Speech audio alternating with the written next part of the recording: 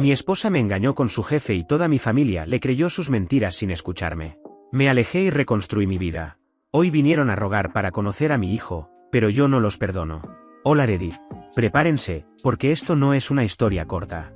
He estado guardando todo esto durante años, intentando entender cómo mi vida pudo desmoronarse tan rápido, y cómo las personas que se suponía que debían estar de mi lado fueron las primeras en darme la espalda. Esta historia tiene de todo, una traición que no vi venir, una familia entera que me dio la espalda sin escucharme, y años reconstruyendo mi vida desde cero, hasta que un día, todo volvió a alcanzarme.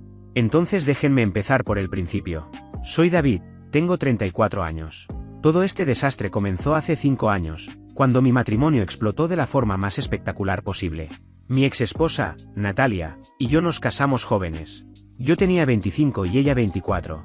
Nos conocimos en la universidad, salimos durante 3 años y nos casamos justo después de graduarnos, como dos idiotas que creían que el amor era suficiente. Nos conocimos en segundo año en la Universidad de Nebraska. Ella estudiaba negocios y yo ingeniería. Fue uno de esos encuentros casuales en la cafetería del campus, no encontraba mesa libre y me preguntó si podía sentarse conmigo. Cuando se acomodaba, empujó sin querer mi café y lo derramó sobre mi libro de termodinámica. Se disculpó de inmediato, claramente apenada, y me dijo que me compraría otro para compensarlo. Terminamos hablando, y sin darnos cuenta, pasamos 3 horas conversando, sobre todo, desde metas profesionales hasta nuestras caricaturas favoritas de la infancia. Al inicio, la relación fue buena. Realmente buena. Ella era ambiciosa, motivada, tenía una energía que te hacía querer estar cerca. Yo en cambio, era el estable, el tipo que llega a tiempo y cumple lo que promete. ¿Nos equilibrábamos? O eso creía. Le propuse matrimonio durante un viaje de fin de semana a Colorado. Nada lujoso, solo nosotros caminando por el Parque Nacional de las Montañas Rocosas. Me arrodillé en un mirador, con las montañas extendiéndose hasta el horizonte detrás de nosotros. Ella lloró, dijo que sí, y esa noche nos la pasamos planeando el futuro como si realmente lo tuviéramos todo resuelto. La boda fue pequeña, unas 80 personas, en su mayoría familia y amigos cercanos. Mis padres se desvivieron, pagaron el lugar, el catering, todo. Amaban a Natalia desde el primer día y la trataban como si ya fuera parte de la familia. Mi padre bromeaba con que por fin había alguien en la familia que entendía de negocios, ya que yo solo era ingeniero. Mi madre la llevaba de compras, la invitaba a su club de lectura y la incluía en todos los eventos familiares. Durante los primeros años, todo parecía ir bien. Vivíamos en ese típico primer apartamento, con el grifo que goteaba y que yo siempre prometía arreglar. Teníamos las tazas de café a juego que Natalia eligió y nuestra rutina de los domingos en el mercado de agricultores, donde fingíamos ser ese tipo de personas que llevaban una vida sana y ordenada. Visto ahora, yo estaba completamente metido en el matrimonio que creíamos estar construyendo, mientras ella, sin que yo lo supiera, ya estaba pensando en cómo salir. Pero en ese momento, todo se sentía real. Hablábamos de comprar una casa, de formar una familia, de todas esas cosas normales de un matrimonio. Yo trabajaba largas horas, convencido de que así se construye una carrera. Ella viajaba por trabajo, algo típico en ventas farmacéuticas, reuniones, conferencias, relaciones con clientes. Yo era ingeniero mecánico en una planta de manufactura a unos 40 minutos de casa. Largas jornadas, buen sueldo, una carrera estable. Nada glamoroso, pero suficiente para pagar las cuentas y darnos una vida cómoda.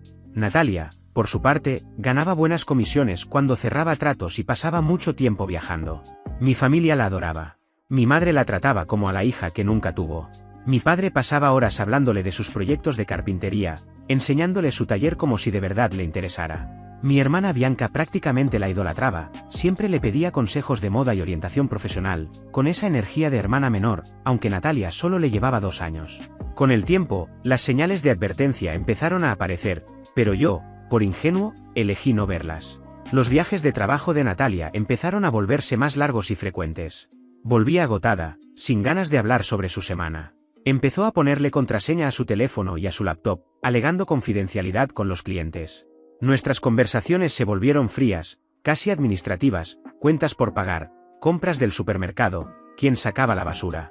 Yo lo atribuí al estrés. Las ventas farmacéuticas son un entorno duro, con mucha presión por cumplir objetivos. Pensé que necesitaba espacio para desconectar, así que se lo di. Resulta que lo que realmente necesitaba era espacio para acostarse con su gerente regional de ventas. Me enteré de la peor forma posible. Llegué temprano a casa porque una inspección en la obra se canceló de repente por una falla en el equipo.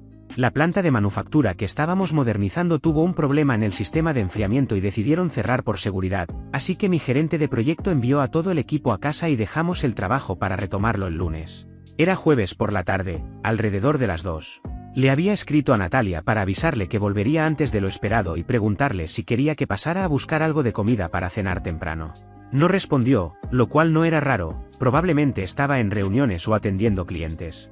Al entrar al complejo, noté un BMW desconocido estacionado en nuestro lugar. Pensé que sería de algún vecino o alguien que se había equivocado. En ese edificio siempre había problemas con los estacionamientos. Tomé mi bolso de trabajo y la caja de herramientas del asiento trasero, pensando qué hacer con esa tarde libre inesperada. Tal vez arreglar por fin el grifo que goteaba o avanzar con la restauración de mi Mustang en el garaje compartido. Entré al apartamento, caminé hacia el dormitorio, y encontré a mi esposa con su jefe, haciendo exactamente lo que te imaginas. El cliché era casi insultante. Como si ni siquiera hubieran intentado ser originales en su traición. Mi esposa, la mujer a la que prometí amar para siempre, estaba enredada con Trevor, el gerente regional de ventas, en nuestra cama. La misma que habíamos elegido juntos en aquella tienda de muebles. El tiempo se distorsiona en momentos así. Todo se vuelve lento y rápido a la vez. Recuerdo detalles absurdos, su chaqueta de traje, caray perfectamente colgada en la silla, la ropa de Natalia tirada en el suelo, formando un rastro desde la puerta, y el almuerzo que le preparé esa mañana para el trabajo, intacto, sobre la mesita de noche. Era un simple sándwich que hice a las 6 de la mañana, pavo con queso suizo en pan integral, porque ella decía que quería comer más saludable. Trevor se apresuraba a subirse los pantalones mientras balbuceaba algo sobre un malentendido, como si hubiera alguna explicación inocente para estar desnudo en mi dormitorio un jueves por la tarde. Natalia, en cambio, me miraba completamente paralizada. Tenía esa expresión de sorpresa total, que en cuestión de segundos cambió a una mirada fría y calculadora. Pude ver cómo su mente empezaba a moverse rápido, buscando qué decir, qué versión de la historia le convenía más. No grité. No rompí nada. Una parte de mí quería voltear la mesita, romperle los dientes perfectos a Trevor y gritar hasta quedarme sin voz. Pero me quedé ahí, inmóvil, procesando que mi matrimonio de 4 años, 7 en total juntos, probablemente había sido una mentira durante quién sabe cuánto tiempo. 7 años. Y ahí estaba yo, en mi propio dormitorio, viendo cómo todo se desmoronaba en tiempo real. David, déjame explicarte, empezó Natalia, cubriéndose con la sábana, como si la modestia importara a esas alturas. Explicar qué, respondí, con la voz plana, sin emoción. No soy estúpido. Sé perfectamente lo que estoy viendo. Trevor seguía forcejeando con sus pantalones, moviéndose torpemente hacia la puerta, a punto de caerse un par de veces. En cualquier otro contexto, habría sido hasta gracioso. Esto no queríamos, mira, hombre, lo siento. Sal, le dije. Ahora. Agarró su camisa y su chaqueta y prácticamente huyó del apartamento. Segundos después, escuché su BMW encenderse y salir del estacionamiento con las llantas chirriando, como si escapara de una escena del crimen. Natalia empezó a llorar. El rímel corría por su cara. Por favor, David, déjame explicarte. No es lo que piensas. Es exactamente lo que pienso. Recogí mis llaves del suelo. Me voy. No me llames. No me escribas. Se acabó. ¿A dónde vas? Tenemos que hablar de esto. Me detuve en la puerta del dormitorio y miré atrás una última vez. A la mujer alrededor de la cual había construido toda mi vida adulta. En quien había confiado completamente. Con quien planeaba tener hijos algún día. No hay nada que hablar. Tú ya tomaste tu decisión. Salí del apartamento y conduje directo a casa de mi amigo Marco. Marco tenía una habitación extra y más importante aún, el sentido común de no hacer preguntas hasta que yo estuviera listo para hablar. Abrió la puerta, me miró a la cara y simplemente dijo: «Pasa. Voy a pedir comida». Me senté en su sofá durante 6 horas sin decir una sola palabra. Tenía la televisión encendida, pero ni siquiera la veía. Marco me trajo comida que no toqué. Se sentó a mi lado en silencio. De vez en cuando revisaba su teléfono, pero nunca me hizo sentir que estorbaba. Eso es amistad de verdad, saber cuando alguien necesita palabras, y cuando solo necesita compañía. Alrededor de la medianoche, por fin le conté a Marco lo que había pasado. Escuchó sin interrumpirme. No soltó frases vacías ni intentó restarle importancia. Cuando terminé, simplemente dijo: «Quédate aquí todo el tiempo que necesites. La habitación de huéspedes es tuya. Necesito encontrar un abogado», dije. «El lunes», respondió.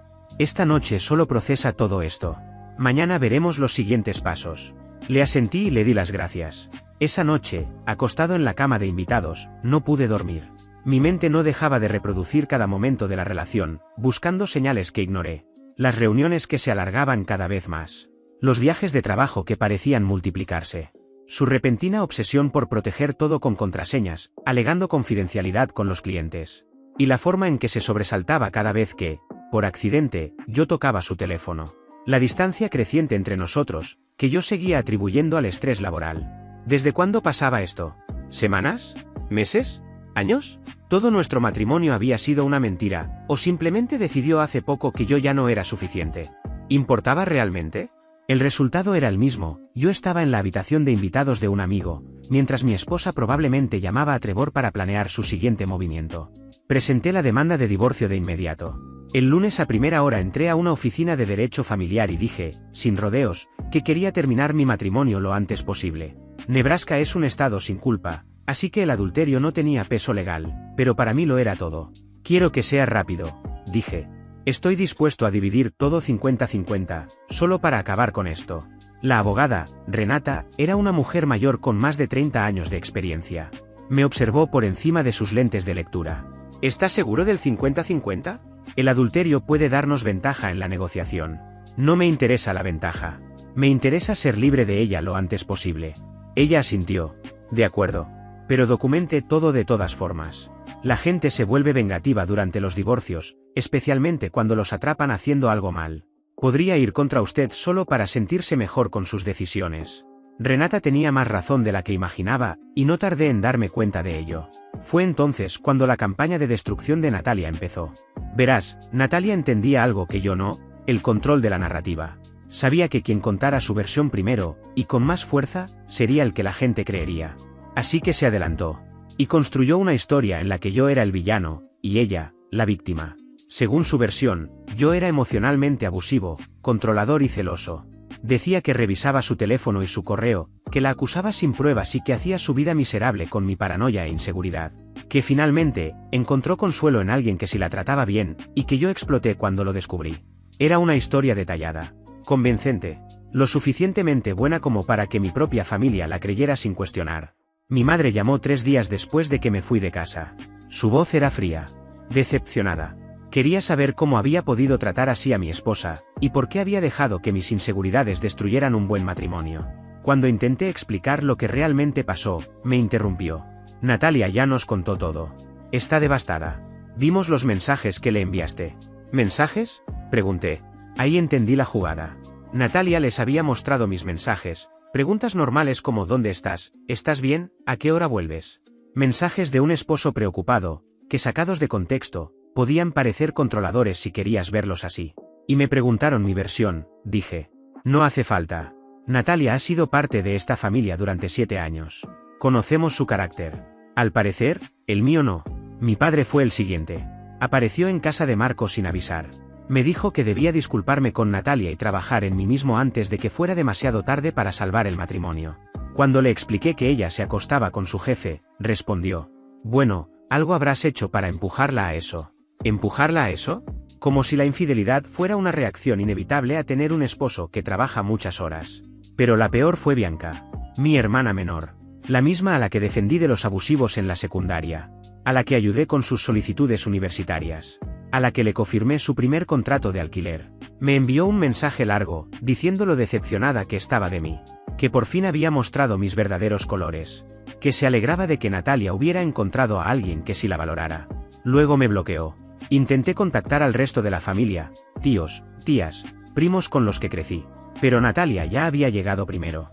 La historia era la misma en todas partes. Esposo controlador destruye su matrimonio por celos paranoicos. Esposa encuentra felicidad en otro lado. Esposo no sabe manejarlo. Mi tío Ramón incluso sugirió que necesitaba ayuda profesional para tratar mis problemas de control. Tuve que escuchar eso de alguien a quien ayudé a mudarse 3 veces y a quien le presté dinero cuando su restaurante se fue a pique. En apenas 2 semanas, toda mi familia me había dado la espalda. Nadie devolvía mis llamadas, nadie respondía mis correos. Mi madre me bloqueó en redes sociales. Mi padre devolvió, sin abrir, el regalo de cumpleaños que le envié. Bianca, mi hermana, incluso cambió su contacto de emergencia en el trabajo. Dejé de ser yo, para poner a Natalia. Ellos la eligieron. Sin dudas. Sin titubeos, eligieron a mi exesposa por encima de su propio hijo y hermano. El proceso de divorcio fue brutal. Natalia lo quería todo, la casa, la mayor parte de los ahorros, incluso mi camioneta, la misma que tenía desde antes del matrimonio. Su abogado me retrató como alguien controlador con el dinero, emocionalmente inestable y potencialmente peligroso. Mi abogada, Renata, reconoció de inmediato la estrategia. Está intentando provocarte, me explicó. Cada exigencia absurda está diseñada para que pierdas el control, reacciones de forma impulsiva y así pueda presentarte como alguien inestable. No le des ese gusto. Y no lo hice. Me mantuve firme en cada declaración, en cada mediación, frente a cada acusación ridícula. Cuando el abogado de Natalia insinuó que yo escondía activos, presenté 5 años de estados de cuenta bancarios. Cuando sugirieron que la había amenazado, entregué registros de correos que demostraban que, desde que me fui de casa, solo me comuniqué a través de abogados. El juez no se dejó impresionar por el espectáculo de Natalia. Al final, se dictaminó una división 50-50 de los bienes matrimoniales. Eso significó que conservé mi camioneta y una parte de los ahorros. Tuvimos que vender la casa, porque ninguno de los dos podía mantenerla por su cuenta, pero al menos salí con lo suficiente para empezar de nuevo. La mejor parte llegó después. Apenas 3 meses después de que el divorcio se hiciera oficial, Natalia fue despedida. Resultó que Trevor estaba casado y cuando su esposa descubrió la aventura, hizo algunas llamadas a recursos humanos. La empresa tenía políticas bastante estrictas contra relaciones entre gerentes y subordinados directos, así que no hubo mucho que discutir. Ambos terminaron fuera. Según supe por rumores, Natalia y Trevor intentaron continuar la relación después de todo eso, como si pudieran rescatar algo de lo que habían empezado. Pero se vino abajo en menos de 6 meses. No es fácil construir algo sólido sobre infidelidades y matrimonios destruidos. Aún así, fue un consuelo frío. Porque mientras todo eso pasaba, yo seguía solo en un pequeño estudio, alejado de mi familia, comiendo cenas congeladas e intentando entender qué demonios había pasado con mi vida. Marco fue el único que se quedó. La mayoría de nuestros amigos en común tomaron partido por Natalia o simplemente desaparecieron, porque el divorcio hacía todo incómodo. Pero Marco aparecía cada semana con comida para llevar. Nunca me presionaba para hablar. Simplemente se sentaba conmigo en los momentos más difíciles. Tu familia va a volver, me decía. Cuando se den cuenta de que Natalia mintió, se van a disculpar. Quería creerle. Pasé meses esperando esa llamada, ese mensaje, ese golpe en la puerta acompañado de una disculpa sincera. Nunca llegó. Con el tiempo, acepté que mi familia no iba a volver. Ellos ya habían tomado su decisión, y yo tenía que tomar la mía. Seguir adelante, o dejar que su traición me destruyera. Elegí seguir adelante. Me volqué en el trabajo. Tomé proyectos extra, me ofrecí para las asignaciones más complicadas, esas que nadie quería. Empecé a destacar por los resultados. Me ascendieron a ingeniero senior, y luego a líder de proyecto. El dinero mejoró, sí, pero más importante aún, el trabajo me dio algo en que concentrarme, algo que no fueran los restos de mi vida personal. También empecé a ir al gimnasio en serio. Necesitaba canalizar toda la rabia y el dolor que llevaba dentro. Descubrí que, curiosamente, me gustaba levantar cosas pesadas, y volver a bajarlas. En un año perdí 15 kilos y gané músculo. Se sentía bien ser fuerte. Como si, de alguna manera, pudiera cargar físicamente todo lo que había pasado. Dejé el estudio y me mudé a un condominio decente de 2 habitaciones. Nada lujoso, pero era mío. Lo amueblé con cosas que realmente me gustaban, en lugar de ese beige neutral que Natalia siempre insistía en usar. También adopté un perro, un pastor alemán llamado Max. A él no le importaba mi pasado. Solo quería que alguien le lanzara pelotas de tenis. Mi vida no era perfecta, pero era estable, predecible y por fin, mía. Y fue entonces cuando conocí a Andrea. Nos encontramos en una reunión de inicio de proyecto. Ella era la nueva especialista en adquisiciones y yo el líder del equipo de ingeniería. En esa primera reunión, dejó en evidencia a un proveedor que intentaba inflar sus costos en un 30%, respaldando todo con precios de otros proveedores que ya había investigado por su cuenta. Verla desarmar la propuesta de un contratista tramposo, usando solo hojas de cálculo y lógica, fue probablemente lo más atractivo que había visto en años. Al terminar la reunión, se me acercó en la estación de café. Entonces, ¿todos tus proveedores son incompetentes o solo los que creen que las mujeres no pueden leer estados financieros? Mayormente incompetentes, respondí. Aunque a veces es ambas cosas. Empezamos a hablar de trabajo, cadena de suministro, logística, gestión de proveedores, y del desastre que era el sistema de adquisiciones de la empresa. Ella tenía ideas para agilizar procesos que realmente tenían sentido. Yo, por mi parte, aportaba la perspectiva de lo que ingeniería necesitaba de verdad frente a lo que terminábamos recibiendo. Terminamos pasando 2 horas en una sala de conferencias, dibujando mejoras de flujo en la pizarra. Eso fue hace 3 años. Andrea no era como Natalia. No jugaba juegos. No necesitaba validación constante. No esperaba que le leyera la mente. Decía lo que quería, y quería lo que decía. Cuando algo le molestaba, lo decía directamente, en lugar de quedarse días suspirando de forma pasivo-agresiva hasta que yo lo adivinara. Nos tomamos las cosas con calma. Yo todavía estaba nervioso con las relaciones, y ella también venía de una mala ruptura. La primera cita fue un café. La segunda, una exposición de autos de proyecto, porque quería ver la restauración de mi Mustang. La tercera fue en su casa, ella cocinando, yo ayudando a picar verduras, mientras le contaba el desastre que había sido mi primer matrimonio. Escuchó sin juzgar. Hizo preguntas para entender mejor. Y luego dijo: tu ex suena como un problema, y tu familia suena peor. Tú merecías algo mejor. Así, sin más. Sin defenderlos. Sin insinuar que yo había hecho algo para merecer su abandono. Solo reconociendo que me habían hecho daño. Nos mudamos juntos después de 1 año. Ella tenía una casa en un barrio tranquilo, con un garaje grande para mis proyectos de autos y un patio perfecto para Max. El lugar necesitaba bastante trabajo, la cocina estaba anticuada, el baño parecía sacado de 1985 y el patio tenía más maleza que césped, pero la casa tenía buenos cimientos. Pasamos fines de semana enteros arreglándola, transformándola poco a poco en un verdadero hogar. Y entonces, el año pasado, Andrea quedó embarazada. Siempre habíamos hablado de hijos en teoría. Yo siempre quise ser padre, y a ella le gustaba la idea de formar una familia. Pero cuando me enseñó la prueba positiva, dejó de ser una conversación hipotética. Esto era real. Íbamos a tener un bebé. El embarazo fue tranquilo. Sin complicaciones, con náuseas mínimas. Solo Andrea creciendo poco a poco, quejándose de que sus pantalones de trabajo ya no le quedaban. Tomamos clases de parto, leímos libros, y discutimos nombres hasta decidirnos, Mateo si era niño, Hannah si era niña. Mateo nació un martes por la mañana, a las 6:43. Pesó 7 libras y 2 onzas, y sus pulmones funcionaban perfectamente, como dejó claro desde el primer segundo con su llanto. Andrea afrontó el parto como todo en su vida, de forma metódica, competente y con alguna que otra protesta dirigida hacia mí. Sostener a mi hijo por primera vez rompió algo dentro de mí. Todas las murallas que había construido para protegerme del dolor se vinieron abajo de golpe.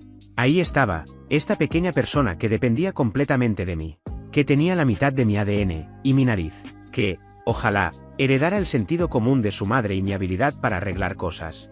Marco, mi amigo, vino a visitarnos al hospital. Trajo flores para Andrea y un león de peluche para Mateo. Vas a ser un gran padre, me dijo. Ese niño tiene suerte de tenerte. Por primera vez en 3 años, pensé en mi familia. Mis padres nunca conocerían a su nieto. Bianca nunca sería tía Bianca. Mi hijo crecería sin conocer la mitad de su familia, porque ellos eligieron a mi ex mentirosa por encima de su propia sangre. Ellos se lo pierden, pensé. Y al final, no los necesitábamos. Aunque, en realidad, esa decisión no era completamente mía. 2 semanas después del nacimiento de Mateo, mientras yo estaba de licencia de paternidad sobreviviendo en modo zombie entre tomas y cambios de pañal, mi teléfono sonó. Número desconocido. Contesté. David, soy mamá. 3 años de silencio, y abre con un soy mamá como si hubiéramos hablado ayer. No colgué. Debería haberlo hecho. Pero no. Me quedé ahí, en la habitación del bebé, sosteniendo a mi hijo dormido, mientras la voz de mi madre, tan familiar, y aún capaz de hacerme sentir como un niño regañado, llenaba el silencio. Escuchamos lo del bebé, continuó al notar que no respondía. Felicidades. ¿Cómo se enteraron?, pregunté, con la voz plana. Eso no importa. Lo importante es que queremos conocer a nuestro nieto. Nuestro nieto. No dijeron tu hijo. No había arrepentimiento. No hubo disculpas. Solo estaban reclamando a Mateo como si tuvieran derecho. Después de 3 años, ¿eso es lo primero que dices?, pregunté. David, por favor. Somos familia. Lo que pasó, ya quedó atrás. Un bebé es un nuevo comienzo. Queremos ser parte de su vida. Quedó atrás, repetí. ¿Te refieres a cuando mi ex mintió diciendo que yo era abusivo, y ustedes le creyeron sin cuestionar? ¿A cuando intenté decirles la verdad y me llamaron mentiroso? ¿Cuando me bloquearon de todas partes y devolvieron mis regalos de cumpleaños? Hubo silencio al otro lado de la línea. En ese momento pensábamos que la estábamos protegiendo, dijo finalmente mi madre. Tienes que entenderlo, ella era muy convincente. Soy tu hijo, respondí. Se suponía que yo era a quien debían proteger. Bueno, ahora vemos las cosas de forma diferente. La vida de Natalia no ha resultado como esperaba, y la gente empieza a cuestionar su versión de los hechos. Nos damos cuenta de que tal vez fuimos apresurados al tomar partido. ¿Tal vez? 3 años de abandono, y tal vez fueron apresurados. ¿Quién les habló de Mateo?, pregunté otra vez. Bianca vio algo en redes sociales. Un amigo tuyo publicó fotos. Tenía que haber sido Marco. Seguro subió fotos desde el hospital, orgulloso de ser tío Marco, sin pensar en quién más podía verlas. Nos gustaría visitarte, continuó mi madre. Conocer al bebé, y hablar las cosas. Tu padre ha estado trabajando en una cuna en su taller. Es hermosa, de verdad.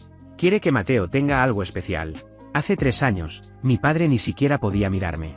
Ahora estaba construyendo cunas. Déjame pensarlo, dije. No podía procesar todo eso mientras sostenía a un recién nacido que necesitaba dormir. No lo pienses demasiado, respondió ella. Los bebés crecen rápido. No querrás que pierda la oportunidad de conocer a sus abuelos.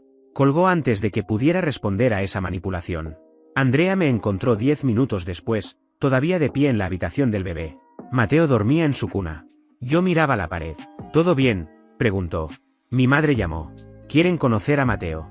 La expresión de Andrea pasó por varias emociones en segundos: sorpresa, enojo, y luego análisis. ¿Qué les dijiste? Que lo pensaría. ¿Y lo estás pensando? Suspiré. No lo sé. Parte de mí quiere decirles que se vayan al diablo, pero otra parte. Miré a Mateo, durmiendo tranquilo, completamente ajeno al caos familiar que lo rodeaba. Él merece conocer a sus abuelos, ¿no? Si de verdad están dispuestos a intentarlo. Andrea bajó la voz. Merece abuelos que no abandonaron a su padre durante 3 años. Merece una familia que esté ahí para el pase lo que pase, no gente que desaparece cuando las cosas se ponen difíciles. Tenía razón. Lo sabía. Pero había una parte de mí, estúpida y esperanzada, que quería creer que la gente podía cambiar. Que mi familia podía admitir su error y reconstruir algo. Esa esperanza duró exactamente 4 días. Bianca, mi hermana, escribió primero. Un mensaje largo, hablando de cuánto siempre me había querido, de lo difíciles que habían sido estos años para todos, de cuánto deseaba ser parte de la vida de Mateo como su tía. Me contó que había cambiado de trabajo, que se mudó a un nuevo apartamento, que estaba saliendo con alguien en serio. Actualizaciones de vida que me perdí porque me bloqueó. Y luego llegó la parte importante. Sé que las cosas terminaron mal entre tú y Natalia, pero seguimos siendo amigas. Ella ha estado trabajando en sí misma, y creo que sería bueno que todos superáramos el drama. Tal vez podríamos reunirnos algún día. A ella también le encantaría conocer a Mateo. Leí el mensaje 3 veces, asegurándome de no estar alucinando. Mi hermana quería que fuera cordial con mi ex infiel. La mujer que destruyó mi matrimonio y mi reputación. La mujer que mi propia familia eligió por encima de mí. Y además, quería exponer a mi hijo recién nacido a todo eso. Le enseñé el mensaje a Andrea. Su respuesta fue inmediata. Absolutamente no. No han aprendido nada, murmuré, más para mí que para ella. Siguen creyendo que Natalia es la víctima. Solo quieren acceso a Mateo sin asumir lo que hicieron. Entonces, ¿qué vas a hacer? Esa era la pregunta. La respuesta fácil era mandarlos al carajo, bloquear sus números y seguir adelante. Dejar que Mateo creciera sin ese lado de la familia. Pero algo me detenía. Tal vez necesitaba verlos una vez más.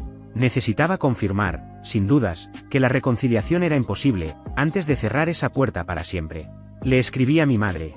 Pueden venir el domingo a las 2. Solo tú, papá y Bianca. 1 hora. Si mencionan a Natalia o intentan justificar lo que hicieron, la visita termina de inmediato. Respondió en minutos. Gracias. Estaremos allí.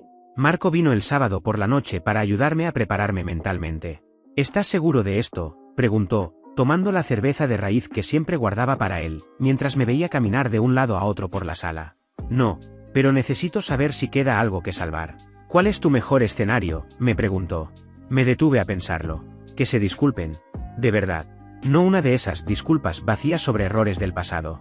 Que reconozcan que debieron haberme creído. Que Natalia los manipuló. Que fallaron como padres, y como hermana. Hice una pausa. Y que acepten a Andrea y a Mateo, sin condiciones. ¿Y el peor escenario?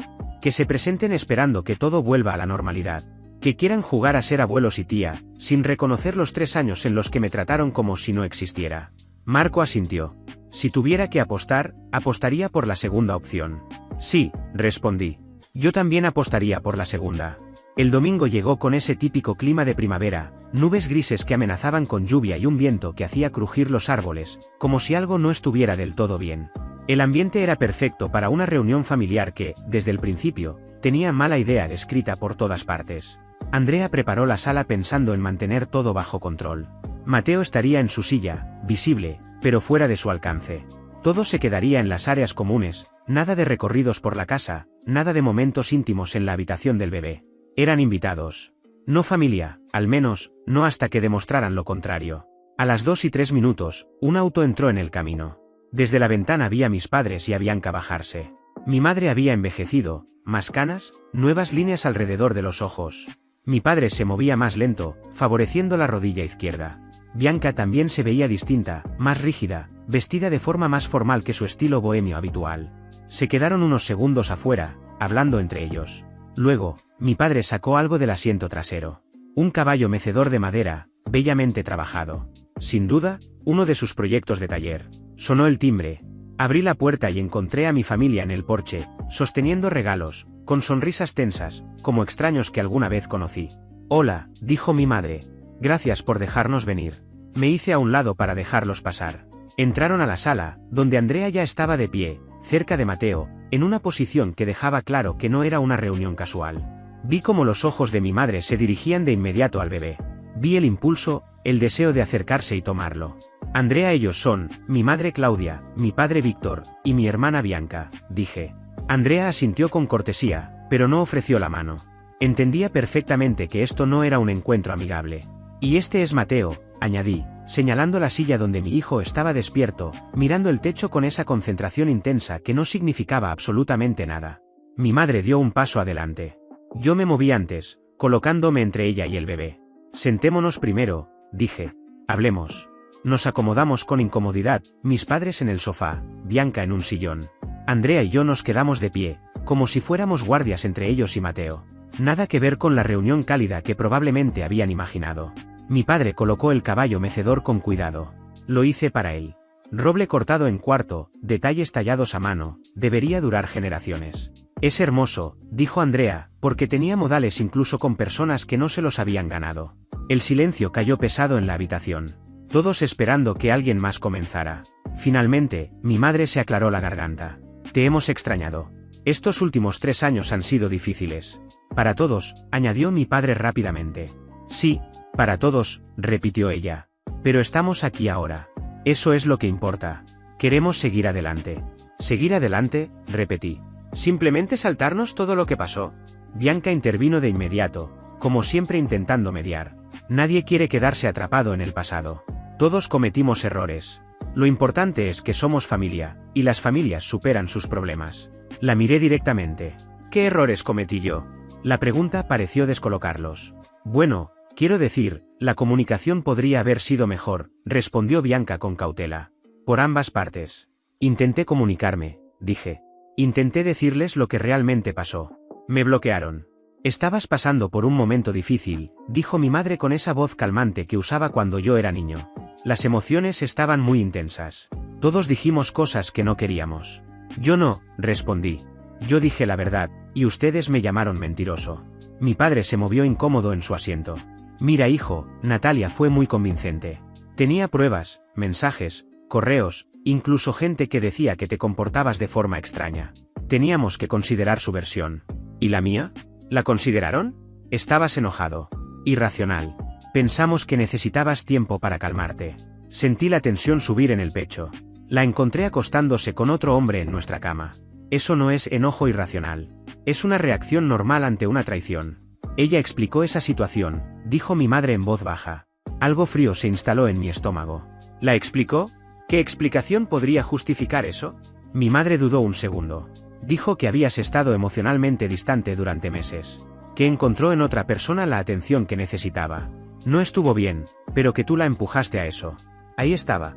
Después de 3 años, después de que supuestamente se dieran cuenta de que se equivocaron, todavía me culpaban a mí. Andrea dio un paso al frente. «Creo que deberían irse». «Espera, acabamos de llegar», protestó Bianca. «Ni siquiera hemos cargado al bebé». «No lo harán», dije. Los miré con calma. «Porque no han venido a disculparse.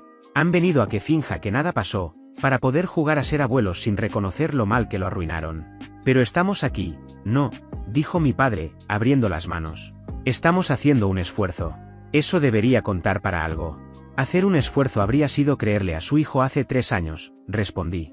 Hacer un esfuerzo habría sido pedirme mi versión antes de cortarme. Esto no es un esfuerzo. Esto es ver que ahora tengo algo que quieren, y esperar que simplemente se los dé.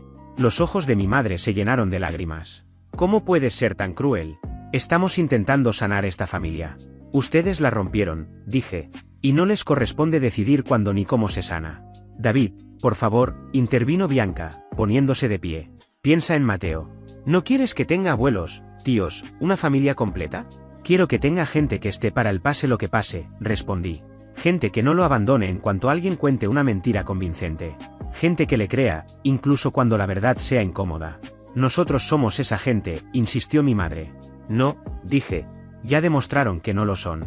El rostro de mi padre se enrojeció. Ahora estás siendo irracional. Cometimos un error. Bien, respondí, pero me están pidiendo que me arrastre para perdonarlos como si no hubieran hecho nada grave. Son mis padres, sí, pero el respeto se gana. Hice una pausa. Pasaron 3 años tratándome como si no existiera porque mi ex mintió. Nunca se disculparon. Y aún ahora la defienden, mientras me culpan a mí. Así que no lo respeto. Y no van a conocer a mi hijo. No puedes hacer esto, dijo Bianca, alzando la voz. No puedes alejarlo de su familia por rencor. La miré fijamente. Soy su padre. Y soy yo quien decide quién forma parte de su vida. Afuera, la lluvia finalmente empezó a caer. Primero suave, luego con fuerza. De esas que empapan en minutos. Mi madre ya lloraba sin contenerse. Por favor, lo sentimos. Estamos muy arrepentidos. Solo danos una oportunidad. Negué con la cabeza. Si realmente lo sintieran, habrían llamado hace 3 años. Habrían aparecido cuando las mentiras de Natalia empezaban a caer. Habrían admitido que estaban equivocados, sin esperar a que yo tuviera algo que quisieran. Esto es venganza, dijo mi padre. Nos estás castigando. No, respondí. Esto es protección. Estoy protegiendo a mi hijo de personas que podrían hacerle lo mismo que me hicieron a mí. Caminé hacia la puerta y la abrí. El viento empujó la lluvia hacia adentro, sacudiendo la mosquitera. Es hora de que se vayan. Se quedaron inmóviles, como si no pudieran creer que aquello estaba pasando. David, hijo, por favor, empezó mi padre. No soy su hijo, lo interrumpí. Eso lo dejaron claro hace 3 años. Ahora váyanse, antes de que llame a la policía. Bianca tomó su bolso. Esto es ridículo. Te vas a arrepentir. Lo único que lamento es haber perdido 1 hora de mi domingo con gente que no lo merece. Mi madre hizo un último intento. Al menos toma todos nuestros números, por si cambias de opinión. No los quiero, respondí con firmeza. Salieron bajo la lluvia, moviéndose despacio, como si aún esperaran que los detuviera. Mi padre tomó el caballo mecedor que había construido y forcejeó con él al cruzar la puerta. Se quedaron unos segundos en el porche, empapándose, mirando hacia atrás con incredulidad y dolor. Estás cometiendo un error, gritó mi padre entre la lluvia. No, respondí. Ustedes lo cometieron hace 3 años. Esto es la consecuencia. Cerré la puerta. A través de la ventana los vi correr hacia el auto, luchando con el caballo de madera, completamente empapados. El coche se quedó en la entrada varios minutos, con el motor encendido, probablemente discutiendo. Luego se fueron. La casa quedó en silencio. Solo se escuchaban los pequeños sonidos de Mateo en su asiento. Andrea me rodeó con los brazos desde atrás. ¿Estás bien? Si estoy bien, le respondí. Y lo estaba. Me sentía más ligero, como si hubiera cargado con sus expectativas durante años, y por fin las hubiera soltado. Marco, mi amigo, llamó 1 hora después. ¿Cómo fue?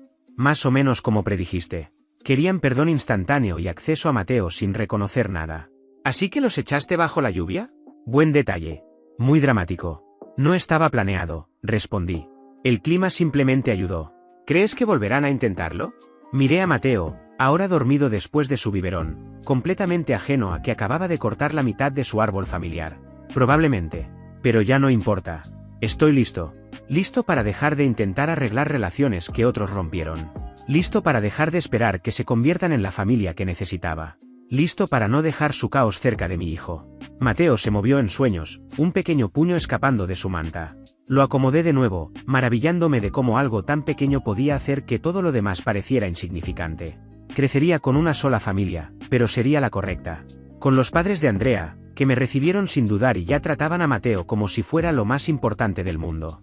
Con el tío Marco y Lisa, su novia, formando parte de esa familia que elegimos. La familia que construimos, en lugar de la que perdí.